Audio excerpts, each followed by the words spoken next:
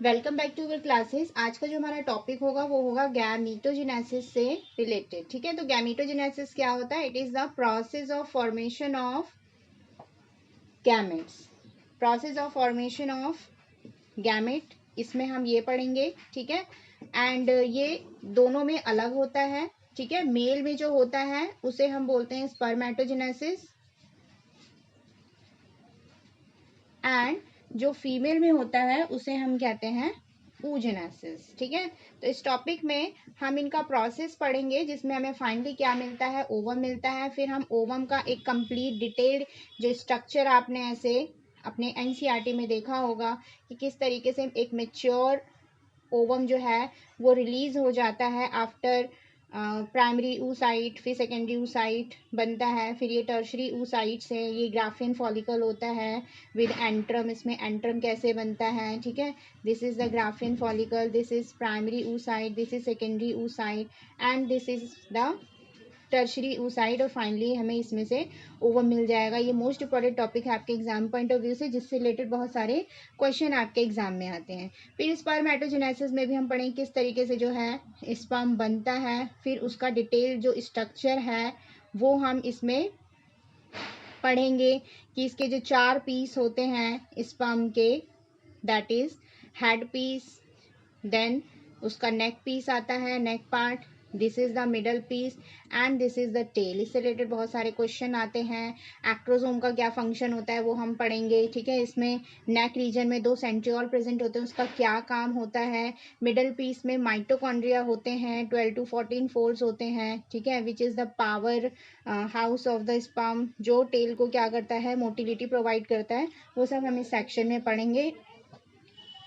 और जो ये आपका सेक्शन है पूरा गैमीटोजेनेसिस, जो ये पूरा प्रोसेस है, इसमें हम देखेंगे कि इसमें बहुत सारे क्या हैं, प्रोसेसेस हैं। ठीक है, प्रोसेसेस हैं प्लस उसमें डायग्राम्स हैं। ठीक है, तो इन बात को ध्यान में रखते हुए, ठीक है, मैंने इसके लिए रिटन नोट्स आपके लिए बनाए हैं, बिकॉज आपका जो एग्जाम होगा वो ऑफलाइन मोड होगा। ठीक है, तो ऑफलाइन मोड में यू हैव टू नो कि how to write in exam, how to write in exam, क्योंकि आपको वहाँ पे कोई फ्लो चार्ट ड्रॉ करके नहीं आना है। You have to write the technical definition, जो उसका साइंटिफिक डेफिनेशन है आपको उसमें उसका टेक्निकल डेफिनेशन देना होगा। तो चलते अपनी क्लास की तरफ, और ये जो गैमीटोजेनेसिस का प्रोसेस है इसे अच्छे से कंप्लीट करते हैं। इसमें आपके कुछ इंपॉर्टेंट क्वेश्चंस भी हम आज डिस्कस करेंगे related to spermatogenesis and oogenesis। Gametogenesis. Gametogenesis is a process of formation of haploid gamete from the undifferentiated diploid germ cells in the gonads. यानी इस प्रोसेस में हम क्या पढ़ते हैं? We study the process of formation of gametes in the gonads. Gonads जो होते हैं वो मेल में अलग होते हैं। मेल में टेस्टिस होता है गोनैड, एंड फीमेल में आपने पढ़ा होगा वो होता है ओवरी। ठीक है, इन ओवरी में जब हैप्लॉइड गैमेट बनते हैं उस प्रोसेस को हम क्या कहते हैं? गैमीटोजेनेसिस बोलते हैं। और इन दोनों प्रोसेस के लिए कुछ जर्म सेल्स होते हैं जिसे हम एपिथेलियल जर्म सेल कहते हैं, वो फर्दर जाके फिर हमें गैमेट देते हैं। मोस्टली ये जो गैमीटोजेनेसिस का प्रोसेस है ये मेन 3 पार्ट में कंप्लीट होता है। मल्टीप्लिकेशन फेज, जिसमें जो मेन मदर सेल होता है, स्पर्म मदर सेल या फिर ओवरी मदर सेल होता है, वो क्या करता है? हमें मल्टीप्लिकेशन करता है, अपनी पहले काउंटिंग बढ़ाता है, फिर जाके उन्हीं सेल से क्या मिलता है? हमें हैप्लॉइड गैमेट मिलता है। नेक्स्ट आता है ग्रोथ फेज़। ग्रोथ फेज़ में जो सेल्स होते हैं, जर्म सेल से जो नए सेल बनते हैं माइटोसिस प्रोसेस के थ्रू, वो ग्रो करते हैं, उसमें कुछ ऐड ऑन होता है, उनके ऊपर लेयर्स बनती हैं, थीका बनता है। नेक्स्ट आता है फिर मैचुरेशन फेज़। ये जो growth phase and maturation phase है ये जो है बहुत इंपॉर्टेंट पार्ट होता है, जिसमें माइटोसिस और मियोसिस दोनों प्रोसेस देखे जा सकते हैं। तो इसको हम पहले डिटेल में थ्रू द गैमीटोजेनेसिस प्रोसेस के through in the spermatogenesis process में अच्छे से पढ़ते हैं। तो गैमेटोजेनेसिस प्रोसेस जो है वो मेल में स्पर्मेटोजेनेसिस कहलाता है एंड फीमेल में oogenesis कहलाता है। जो मेल में स्पर्मेटोजेनेसिस प्रोसेस के थ्रू जो हैप्लॉइड गैमेट मिलता है उसे हम स्पर्म कहते हैं, एंड फीमेल में जो हैप्लॉइड गैमेट मिलता है वी कॉल इट ओवम। तो शुरुआत करते हैं spermatogenesis which is the most important topic according to your exam. ठीक है, क्या होता है स्पर्मेटोजेनेसिस? एक ऐसा प्रोसेस होता है, इस is the process of formation of spermatozoa, जिसे हम मेनली स्पर्म बोलते हैं। वो क्या होता है? स्पर्मेटोजोआ होता है। और ये कहाँ पे बनता है? In the testis which originate from the primordial germ cell, जिसे हम PGCS भी बोलते हैं। ठीक है, प्राइमोडियल जर्म सेल्स जो होते हैं वो क्या प्रोड्यूस करते हैं? स्पर्मेटोगोनिया प्रोड्यूस करते हैं। फाइनली डिवीजन के थ्रू, माइटोसिस, मियोसिस के थ्रू, जिसे अभी हमें फ्लो चार्ट में पढ़ेंगे। स्पर्मेटोजेनेसिस का जो फ्लो चार्ट है उसमें पढ़ेंगे कि किस तरीके से हमें फाइनली स्पर्मेटोजोआ मिलता है। तो मेनली हमने फर्स्ट पॉइंट में क्या पढ़ा कि at the age of puberty due to secretion of gonadotropin releasing hormone GnRH, जब at the age of puberty male में बहुत हाई हो जाता है तो ये क्या करता है? स्पर्मेटोजेनेसिस का सिग्नल दे देता है एंड स्पर्मेटोजेनेसिस प्रोसेस शुरू हो जाता है मेल में। मेनली इसमें 3 फेज़ होते हैं, multiplication phase, growth phase and maturation phase. Multiplication phase में क्या होता है? जो भी अनडिफ्रेंशिएटेड जर्म सेल्स होते हैं, जर्म सेल वो सेल्स होते हैं जो स्पर्म प्रोड्यूस करने के लिए स्पर्म मदर सेल प्रोवाइड करते हैं। तो the undifferentiated germ cell present in the seminiferous tubule, मैंने आपको प्रीवियस अपने लेक्चर में बताया था कि मेल में जो सेमिनिफेरस ट्यूब्यूल होते हैं that is a main site for the production of sperm. तो मल्टीप्लिकेशन फेज में जो सेमिनिफेरस ट्यूब्यूल होता है टेस्टिस के अंदर, वहाँ पे मेल जर्म सेल क्या प्रोड्यूस करता है? स्पर्मेटोगोनिया प्रोड्यूस करता है। तो यानी पहला जो हमें सेल मिलता है जहाँ से स्पर्मेटोजेनेसिस प्रोसेस शुरू होता है, वो पहला सेल क्या होता है? स्पर्मेटोगोनिया होता है, जिसे हम स्पर्म मदर सेल भी कहते हैं। It increase in number through the mitosis, mitosis process के थ्रू स्पर्मेटोगोनिया जो होता है उसकी संख्या बहुत ज़्यादा बढ़ जाती है। अब क्या होगा? Spermatogonia will go under to the growth phase. Growth phase is the second phase of spermatogenesis. इसमें क्या होता है? जो स्पर्मेटोगोनिया होता है जिसमें क्या होते हैं? टोटल 46 क्रोमोसोम होते हैं। It give rise to spermatocyte. यानी हमने क्या पढ़ा कि जो स्पर्मेटोगोनिया होता है, स्पर्मेटोगोनिया विल गिव स्पर्मेटोसाइट, वो हमको माइटोसिस प्रोसेस के थ्रू क्या प्रोड्यूस देगा? स्पर्मेटोसाइट देगा। यानी हमें अब एक सेकेंड न्यू सेल मिल गया, स्पर्मेटोसाइट। तो नेक्स्ट आता है that is the maturation phase. इसमें क्या होता है? जो स्पर्मेटोसाइट्स बने थे उससे अब क्या बनेगा? स्पर्मेटिड बनेगा। यानी थर्ड सेल जो है वो हमें इस फेज में मिलता है। तो बेसिकली अभी तक हमने क्या पढ़ा? मैचुरेशन फेज तक, from growth phase two maturation phase तक हमने क्या पढ़ा? हमें सबसे पहले क्या मिलता है? स्पर्मेटोगोनिया मिलता है, जिसमें 2 नंबर ऑफ क्रोमोसोम देखे जा सकते हैं, यानी 46 क्रोमोसोम देखे जा सकते हैं। That is spermatogonia is a diploid cell. यहाँ पे ये भी एक डिप्लॉइड सेल है। ठीक है, ये फिर क्या करता है? माइटोसिस प्रोसेस के थ्रू अपने नंबर ऑफ सेल्स इंक्रीज करता है और एक सेकेंड टाइप ऑफ सेल बनाता है जिसे हम बोलते हैं primary spermatocyte. This is also a diploid cell. This primary spermatocytes will undergo meiosis 1। Meiosis 1 के बाद ये क्या प्रोड्यूस करता है? Secondary spermatocytes. अब आपको पता होना चाहिए कि मियोसिस प्रोसेस क्या करता है? नंबर ऑफ क्रोमोसोम को डिवाइड कर देता है। यानी यहाँ से अब हमें जो सेल्स मिलेंगे वो हैप्लॉइड होंगी, यानी secondary spermatocyte. It will undergo further the meiosis 2, यानी फिर से इसका डिवीजन होगा और हमें क्या मिलेगा? स्पर्मेटिड मिलेगा। स्पर्मेटिड विल मेटाफोर, वो क्या होगा? स्पर्मेटिड में कुछ चेंजेस होंगे, इसके कुछ स्ट्रक्चरल चेंजेस आएंगे। और ये स्पर्मेटिड जब किसके साथ मिल जाएगा? स्पर्मेटिड जब सर्टोली सेल के साथ क्या होगा? मिल जाएगा। यानी सर्टोली सेल जो होते हैं वो उसके हेड में जब अटैच हो जाते हैं तो ये इसको हम मेटाफोर क्या बोलते हैं? स्पर्मेटिड बोलते हैं, जिसे हम फिर फाइनली स्पर्मेटोजोआ बोलते हैं। ठीक है, तो ऑल ओवर स्पर्मेटोजेनेसिस में क्या होता है? सबसे पहले स्पर्मेटोगोनिया बनता है, फिर वो प्राइमरी स्पर्मेटोसाइट बनता है, फिर मियोसिस के बाद सेकेंडरी स्पर्मेटोसाइट बनता है। Then it will divide into spermatid. Spermatid metaphor होता है, थोड़ा सा अपने बॉडी में चेंजेस लेके आता है वो सेल, और फिर वो सर्टोली सेल के साथ क्या करता है? एक कॉम्प्लेक्स स्ट्रक्चर बनाता है। वो सर्टोली सेल के साथ ही कॉम्प्लेक्स स्ट्रक्चर क्यों बनाता है? क्योंकि जो स्पर्मेटिड है उसको लाइव रहने के लिए न्यूट्रिशन चाहिए। वो न्यूट्रिशन कौन प्रोवाइड करता है? सर्टोली सेल प्रोवाइड करता है। ये मैंने अपने प्रीवियस लेक्चर में बहुत अच्छे से एक्सप्लेन किया है। तो जब मेटाफोर स्पर्मेटिड बन जाता है तो हम उसे फाइनली क्या बोलते हैं, स्पर्मेटोजोआ बोलते हैं, जिसे हम स्पर्म कहते हैं इन कॉमन लैंग्वेज।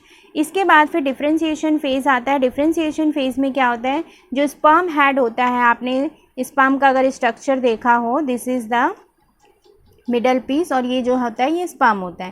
तो ये जो स्पर्म हेड होता है, sperm head are embedded in the Sertoli cell.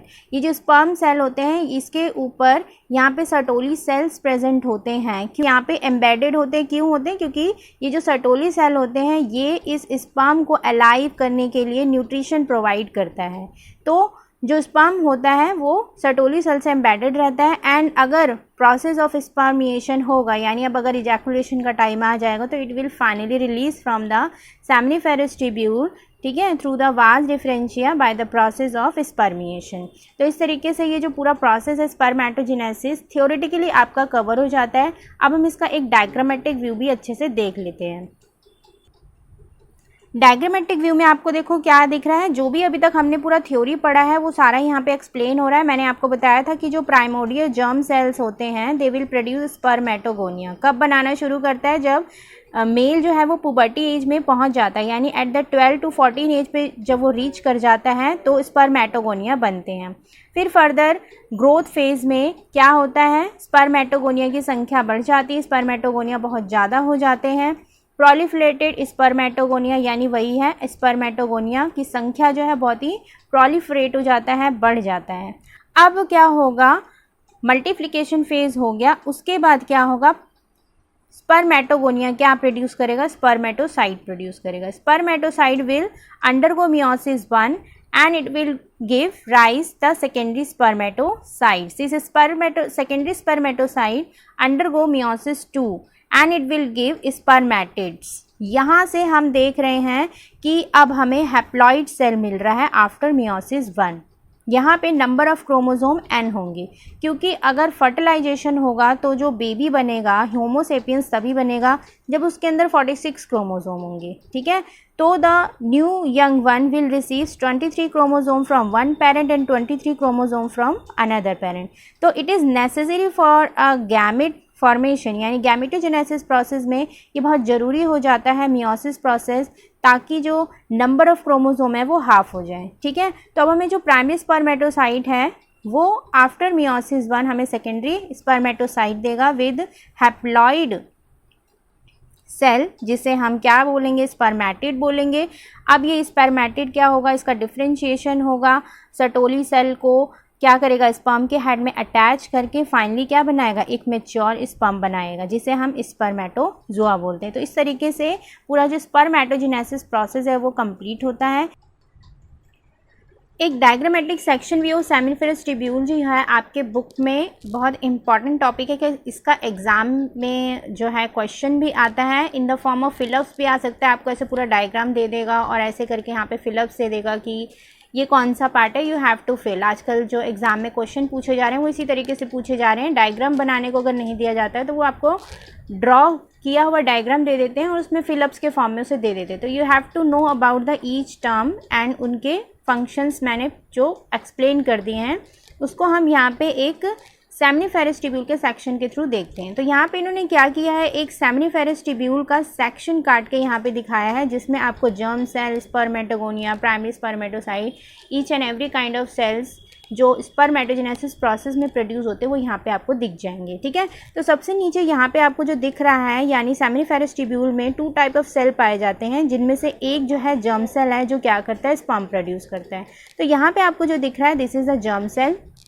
Germ cell क्या करता है, स्पर्मेटोगोनिया प्रोड्यूस करता है। This spermatogonia will produce primary spermatocyte. देखो इस तरीके से ऐसे फ्लो चार्ट चलता जा रहा है।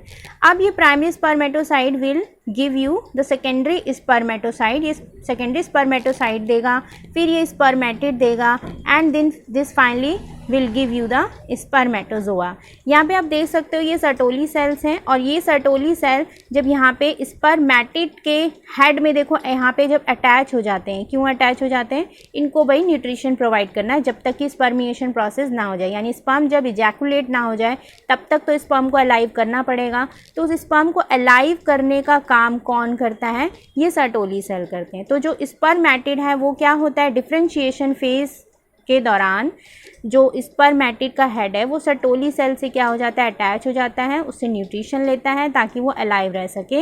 एंड फाइनली स्पर्मिएशन जब प्रोसेस होगा तो spermatozoa in the form of sperm, जिसे हम कॉमन लैंग्वेज में स्पर्म कहते हैं, वो इजैकुलेट हो जाएगा। तो यहाँ पे भी आप स्पर्मेटोजेनेसिस का प्रोसेस जो है बहुत अच्छे से समझ सकते हो इन द सेमिनिफेरस ट्यूब्यूल। तो आपका जो ये स्पर्मेटोजेनेसिस प्रोसेस है यहाँ पे फिनिश हो जाता है। अब हम इस स्ट्रक्चर के बारे में यानी स्पर्म के स्ट्रक्चर के बारे में डिटेल में पढ़ेंगे, जो आपके एग्जाम में मोस्ट इंपॉर्टेंट टॉपिक है आता है। इससे रिलेटेड बहुत सारे फिलअप्स भी आए हैं एंड इससे रिलेटेड क्वेश्चन भी आए हैं। स्ट्रक्चर ऑफ स्पर्म, ठीक है। एक जो स्पर्म होता है इसके जो मेनली कितने पार्ट होते हैं, 4 पार्ट होते हैं। पहला head, then neck, middle piece and tail, ठीक है। Sperm is just a microscopic structure. और माइक्रोस्कोपिक स्ट्रक्चर क्यों है, क्योंकि हम इसे विदाउट इलेक्ट्रॉन माइक्रोस्कोप देख ही नहीं सकते हैं। इलेक्ट्रॉन माइक्रोस्कोप में भी अगर हम देखते हैं तो हमें ये चारों के चारों पार्ट्स भी अच्छे से डिस्टिंग्विश नहीं हो पाएंगे। तो it is a microscopic structure consist of these 4 parts, ठीक है। और इसका जो प्लाज्मा मेम्ब्रेन है it envelop the whole sperm. अगर हम एक स्पर्म को अगर ड्रॉ करेंगे तो दिस इज द, ये इसका जो प्राइमरी वो होता है क्या, प्लाज्मा मेम्ब्रेन होता है। ये क्या करता है, इसके पूरे बॉडी को हेड से लेके टेल तक क्या करता है, कवर करता है, ठीक है। तो plasma membrane envelops the whole body of the sperm. तो सबसे पहला पार्ट जो है स्पर्म का वो है हेड, ठीक है। हेड क्या है, head is a flat and oval with haploid nucleus. Obvious ही बात है, स्पर्मेटोजेनेसिस प्रोसेस में जो हमें गैमेट मिला है दैट इज स्पर्म, वो क्या है, हैप्लॉइड है। तो वो कैसा होगा, हैप्लॉइड न्यूक्लियस होगा, ठीक है। उसके टर्मिनल पे आपको एक ऐसे हेड लाइक स्ट्रक्चर दिखेगा, ठीक है। उसके टर्मिनल पे आपको एक ऐसे हेड लाइक स्ट्रक्चर दिखेगा स्पर्म के, ठीक है। मैं अभी यहाँ पे आपको हेड ड्रॉ करके दिखा रही हूँ। तो this terminal cap like structure को हम क्या बोलते हैं, एक्रोसोम बोलते हैं, ठीक है। What is this acrosome, acrosome में बहुत सारे गोल्जी कॉम्प्लेक्स होते हैं, ठीक है। ये गोल्जी कॉम्प्लेक्स क्या करते हैं, अपने अंदर हाइड्रोलिटिक एंजाइम को कंटेन करते हैं, ठीक है। उस हाइड्रोलिटिक एंजाइम का फंक्शन क्या होता है, it is use to penetrate the egg wall during fertilisation.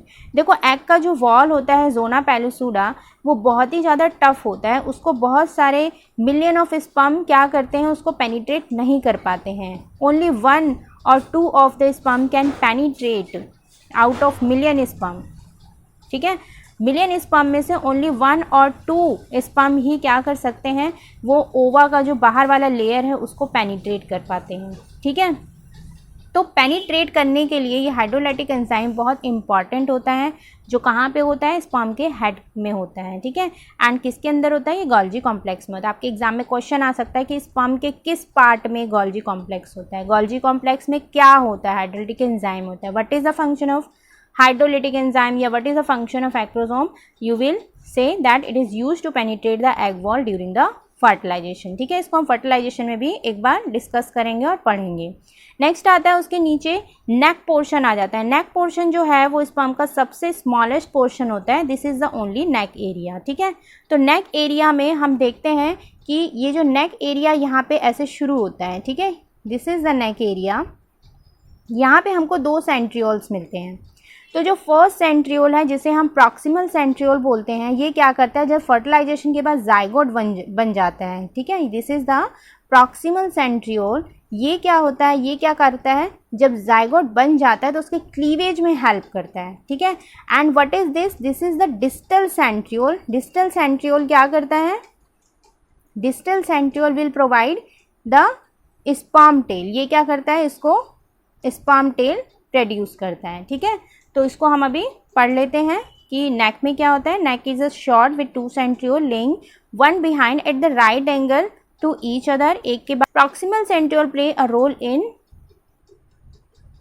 Cleavage of the zygote and distal centriole give rise to the axial filament of the sperm. Next आता है मिडल पीस। मिडल पीस में हम देखेंगे कि it is a cylindrical and known as a power house of sperm. क्यों बोलते हैं इसको पावर हाउस ऑफ स्पर्म, क्योंकि यहाँ पे बहुत सारे many mitochondria are here which produce energy for the movement of the tail. Tail जो मूव करता है उसके लिए बहुत सारा एनर्जी प्रोवाइड करते हैं and provide motility to the sperm. Tail is the very long and cylinder and tapering part, large part of the sperm है वो है tail. It is very long cylinder and tapering part which is formed up of cytoplasm.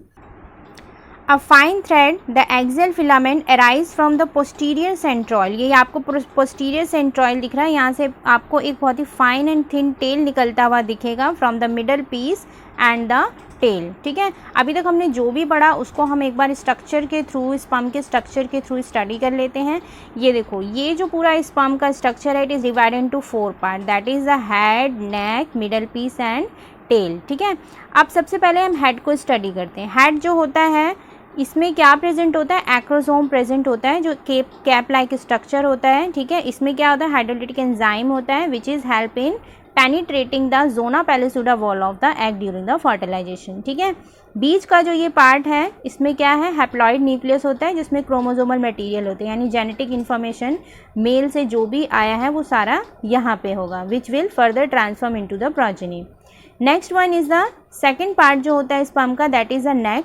नेक में क्या होता है, 2 centriole present होते हैं. एक होता है proximal centriole which help in cleavage of zygote. ये क्या करता है, क्लीवेज ऑफ जाइगोट में क्या करेगा, ये हेल्प करेगा. ठीक है, एंड जो नेक्स्ट दूसरा सेंट्रियोल है जिसको हम डिस्टल सेंट्रियोल भी बोलते हैं, it will give rise to this long thread like structure. ठीक है, जिसे हम स्पर्म थ्रेड भी बोलते हैं. नेक्स्ट हमारा थर्ड पार्ट आता है स्पर्म का, that is the middle piece.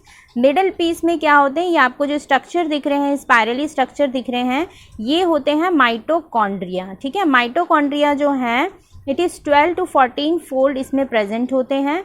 और ये माइटोकॉन्ड्रिया क्या करते हैं, एनर्जी यानी एटीपी जनरेट करते हैं जिसे हम पावर हाउस ऑफ स्पर्म कहते हैं. यानी ये एनर्जी कहाँ यूटिलाइज होता है, इस टेल को मोटिलिटी प्रोवाइड करने में ये हेल्प करता है, जिसकी वजह से स्पर्म जो होता है वो मोटाइल होता है. लास्ट पीस जो है दैट इज़ द टेल. ठीक है, टेल जो है it help in motility of the sperm. ठीक है, ये स्पर्म को आगे मोशन प्रोवाइड करने में टेल जो है वो हेल्प करता है. अब हमने जो स्पर्मेटोजेनेसिस पूरा प्रोसेस पढ़ लिया है, तो उस प्रोसेस के लिए कौन कौन से हार्मोन रिस्पॉन्सिबल होते हैं, इसेंशियल होते हैं, वो हम यहाँ पे पढ़ेंगे. ठीक है, तो बेसिकली जो स्पर्मेटोजेनेसिस होता है it is initiated due to the increase level of secretion of gonadotropin releasing hormone. यानी जब बॉडी में at the age of puberty GnRH क्या होता है, बहुत ज़्यादा इंक्रीज हो जाता है. ठीक है, और इसको कौन सिक्रीट करता है, हाइपोथैलेमस सिक्रीट करता है.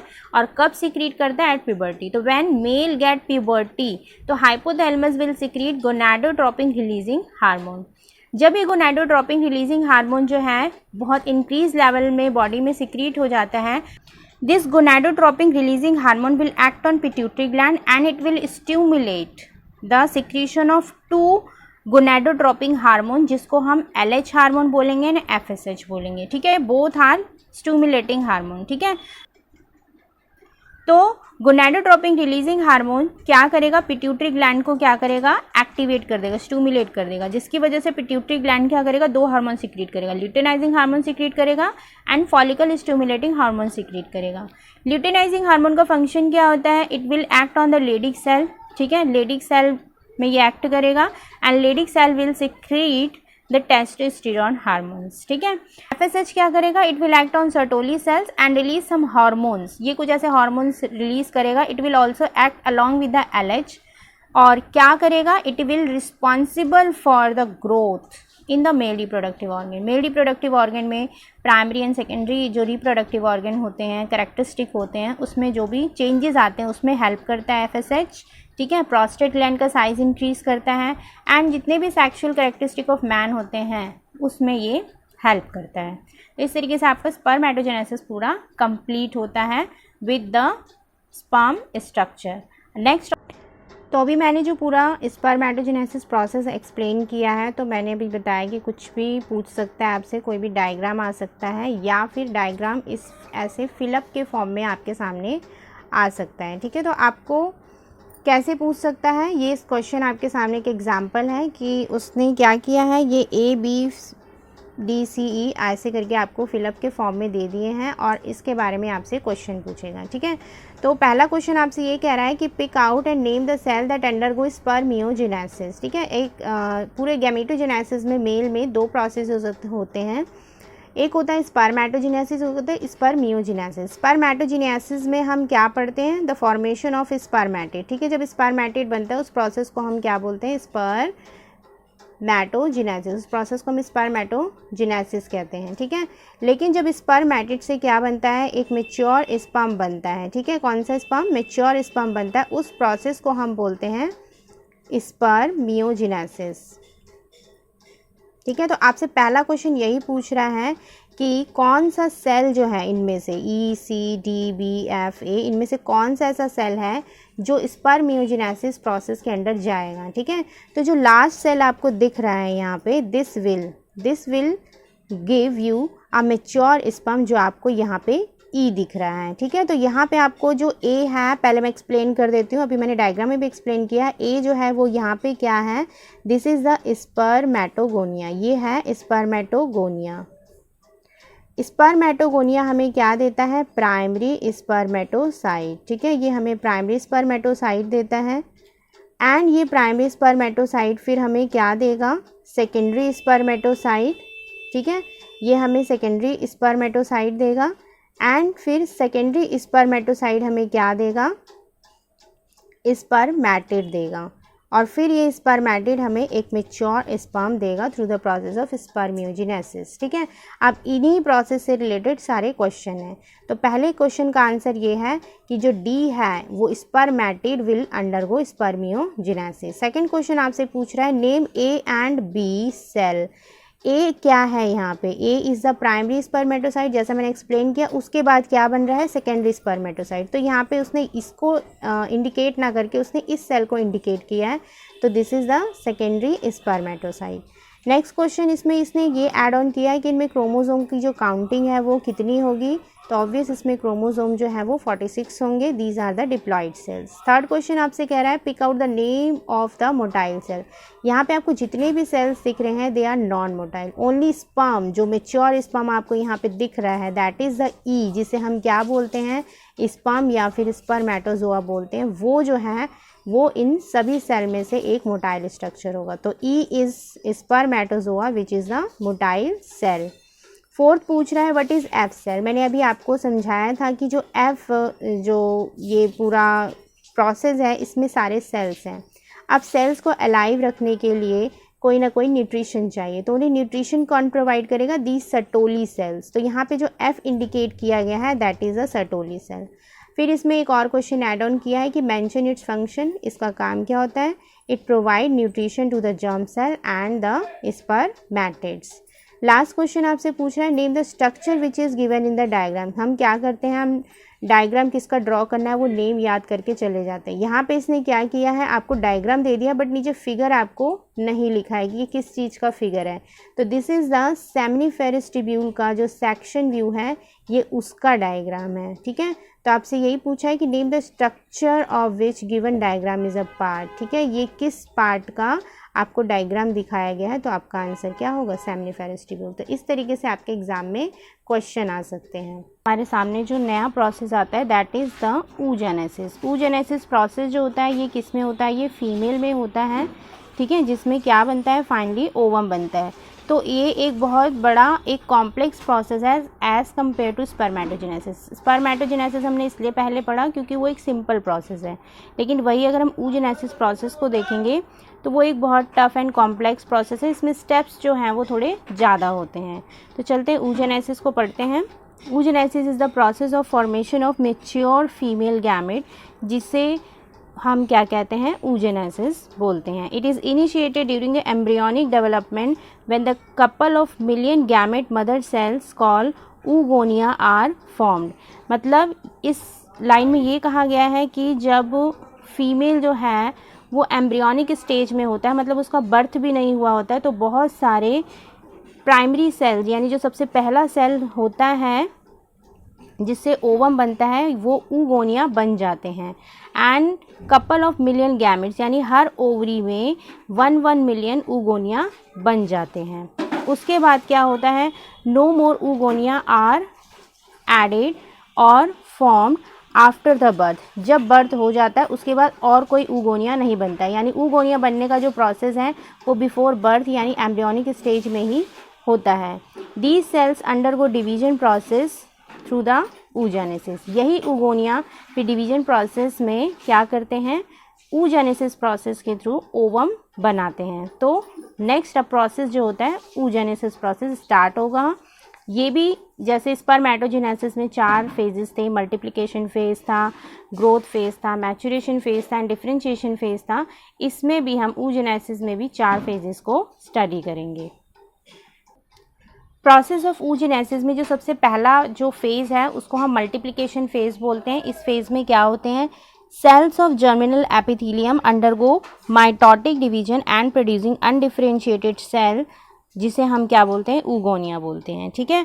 और इसे हम एग मदर सेल भी बोलते हैं within each fetal ovary, ठीक है। अगर oogonia बन जाते हैं, ठीक है, दीज oogonia यानी these cell start division and enter to the prophase 1। Prophase 1 जो मियोसिस प्रोसेस स्टार्ट होता है उसके प्रोफेज 1 में ये सस्पेंड हो जाता है इसी स्टेज में कई समय तक, यानी जब तक फीमेल प्यूबर्टी अटेन नहीं करता है in the form of primary oocyte, prophase 1 के फॉर्म में ये क्या हो जाता है, अरेस्ट हो जाता है। तो मल्टीप्लिकेशन फेज में बेसिकली होता क्या है, जो जर्मिनल एपिथेलियल सेल्स होते हैं वो oogonia बनाएगा, ठीक है, विच इज़ 2 मिलियन, ठीक है, 2 मिलियन की काउंटिंग होती है।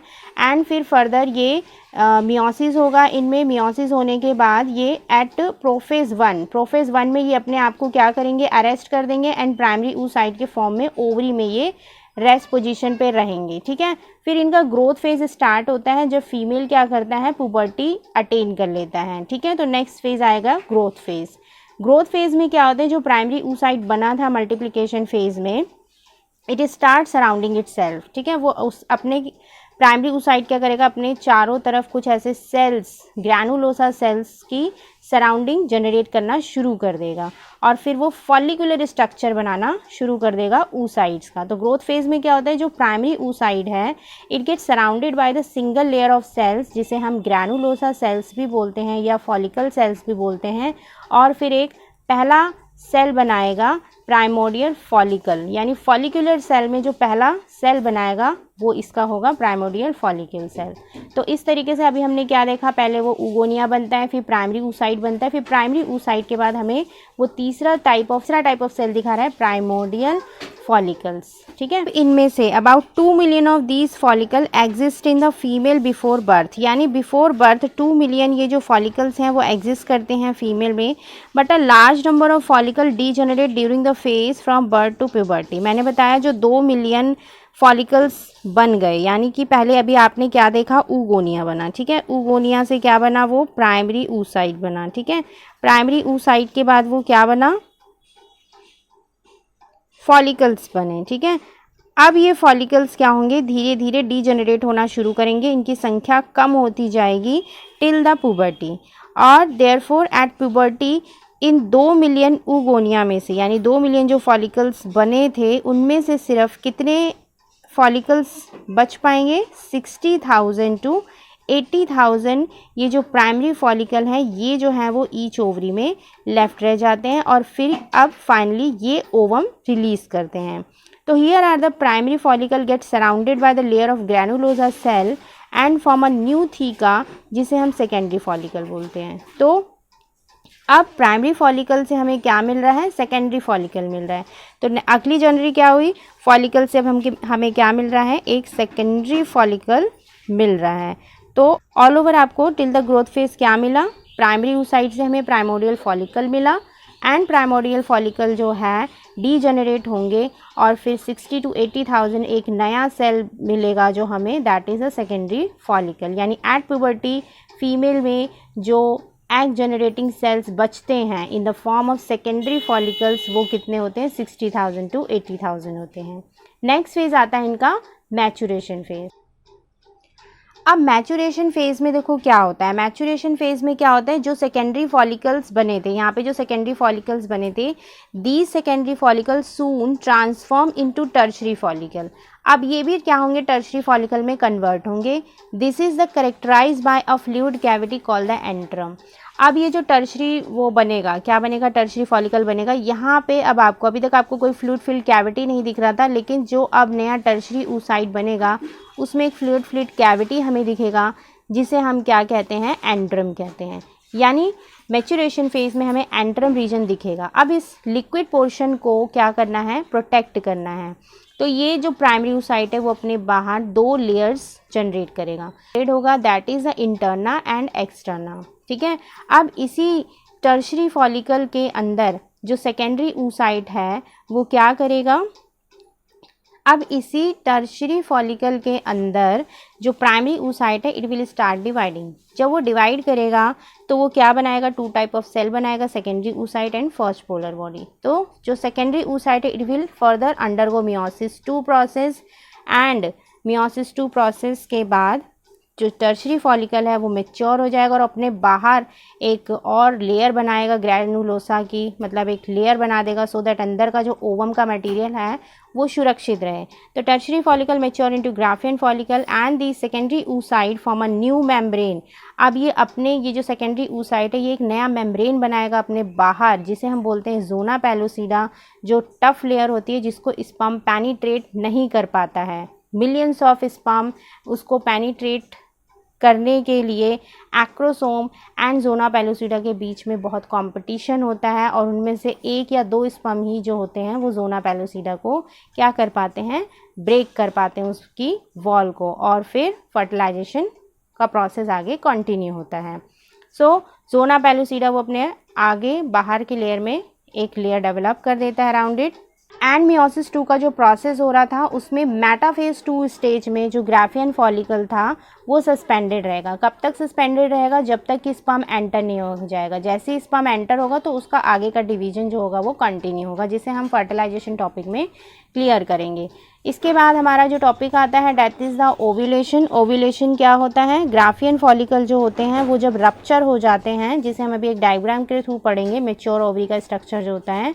तो जब ग्राफियन फॉलिकल एकदम मेच्योर हो जाते हैं and it is ready to exit from the ovary, उस प्रोसेस को हम ओव्यूलेशन बोलते हैं। तो ओव्यूलेशन में क्या होता है, the Graafian follicle rupture and release the secondary oocyte from the ovary. तो अभी हमने इसका भी ऐसी थ्योरेटिकल पार्ट पढ़ा। अब हम पढ़ेंगे कि किस तरीके से इसका जो एक डायग्रामेटिक रिप्रेजेंटेशन है वो आपके एग्जाम में आता है। तो सबसे पहले हमने पढ़ा कि बिफोर द बर्थ बहुत सारे oogonia बनते हैं, ठीक है। oogonia जब बनते हैं तो माइटोसिस प्रोसेस के थ्रू वो प्राइमरी oocyte में क्या हो जाते हैं, कन्वर्ट हो जाते हैं।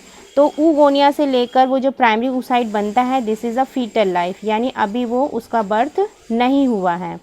After birth these primary oocyte will convert into secondary oocyte। Secondary oocyte फिर क्या करता है, यानी till the puberty secondary oocyte बन जाते हैं। एंड इनकी संख्या कितनी होती है, मैंने आपको बताया है 16,000 to 80,000 इनकी संख्या बच जाती है इन ईच ओवरी। अब यही further secondary oocyte will divide through the process of meiosis, जिसमें से जो स्मॉलर बॉडी होगा, स्मॉलर सेल, वो पोलर बॉडी बनाएगा and large one will form the secondary oocyte। ये सेकेंडरी oocyte क्या करेगा, ओवम रिलीज़ करेगा फर्दर डिवीजन के बाद। और अगर आप देखेंगे तो जब पुबर्टी अटेन करने के बाद जो सेकेंडरी oocyte है वहाँ पे हमें हैप्लॉइड सेल देखने को मिलते हैं, ठीक है। तो इस तरीके से आपका जो oogenesis प्रोसेस है वो पूरा कंप्लीट होता है, ठीक है। इसके बाद हम थोड़ा सा ओवम के बारे में पढ़ लेते हैं कि ओवम क्या होता है। Ovum is a round and non motile cell. ये मोटाइल नहीं होता है, वो अपने ही जगह पे रेस्ट पोजीशन पे रहता है, जबकि जो स्पर्म है it is a motile cell. तो in human the ovum is yolk free, इसमें यॉक नहीं होता है। यॉक प्रोटीन जो होता है इस ओवम में नहीं होता है, इसलिए हम इसको एलिसीथल एग कहते हैं।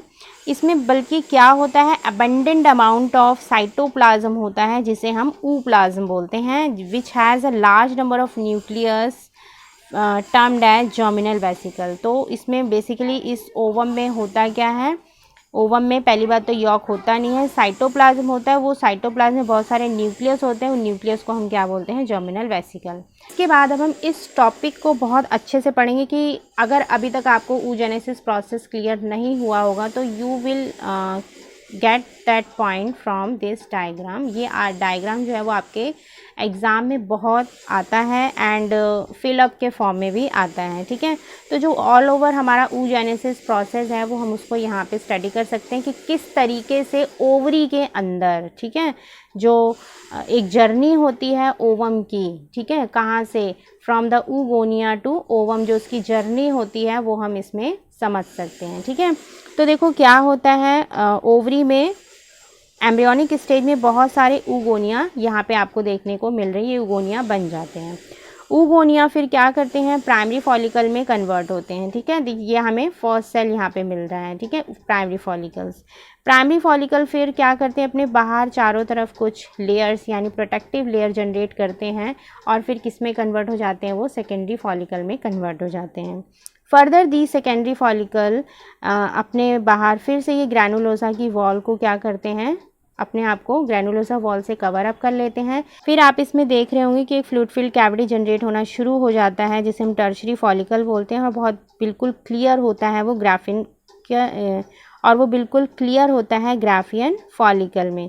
ग्राफियन फॉलिकल में आप देखोगे कि जो ये मैच्योर टर्शरी फॉलिकल है वो अपने आप को और ज़्यादा क्या करता है, प्रोटेक्टिव बनाने के लिए ग्रैनुलोसा की वॉल्स अपने चारों तरफ और अच्छे से जनरेट कर लेता है, ठीक है। इसके अंदर फ्लूइड फिल्ड कैविटी आप एंट्रम देख सकते हो, और ग्राफियन फॉलिकल के बाहर 2 लेयर्स होती हैं। अंदर वाली लेयर जो होती है उसे हम इंटरना बोलते हैं, ठीक है। बाहर वाली लेयर जो होती है उसे हम एक्सटर्ना बोलते हैं।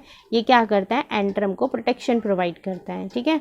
जब ये ग्राफियन फॉलिकल मैच्योर हो जाता है, ठीक है, तो इसमें से जो ये ओवम है वो बाहर क्या हो जाता है, रिलीज़ हो जाता है, एंड इस प्रोसेस को हम क्या बोलते हैं, ओव्यूलेशन प्रोसेस बोलते हैं। तो ऑल ओवर आपका जो oogenesis प्रोसेस इस डायग्राम के थ्रू भी आपको क्लियर हो रहा है। जैसे स्पर्मेटोजेनेसिस प्रोसेस को हमने diagrammatic section view of seminal vesicles में पढ़ा था, उसी तरीके से हमने इसमें diagrammatic section view of ovary के थ्रू पूरा oogenesis प्रोसेस को यहाँ पे भी पढ़ा है, ठीक है। तो इस तरीके से आपका जो गैमेटोजेनेसिस प्रोसेस है वो कंप्लीट होता है विद स्पर्मेटोजेनेसिस एंड oogenesis।